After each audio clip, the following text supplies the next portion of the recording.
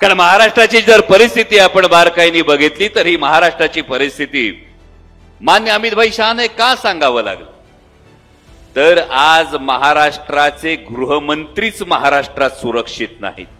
माझे पोलीस बांधव इथं असतील, माझ्या पोलीस बांधवांना ही गोष्ट ठाऊक आहे, माझ्या पत्रकार बांधवांना माहिती आहे, जर गृहमंत्र्यांचंच मंत्रालयातल्या ऑफिसमध्ये इतर कोणी घुसून तोडफोड करत असेल तर गृहमंत्रीच सुरक्षित नाहीत, तर अशा गृहमंत्र्यांवर महाराष्ट्राने विश्वास कसा ठेवायचा।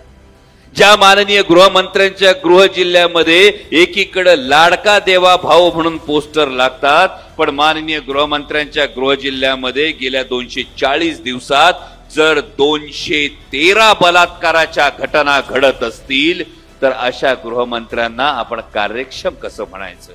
ज्या गृहमंत्र्यांच्या शहरामध्ये नागपूरमध्ये टेबलावर बसून पोलीस पत्ते खेळत असल्याचे व्हिडिओ समोर येत असतील तर माननीय गृहमंत्र्यांना नेमकं झालंय काय हा प्रश्न येतो।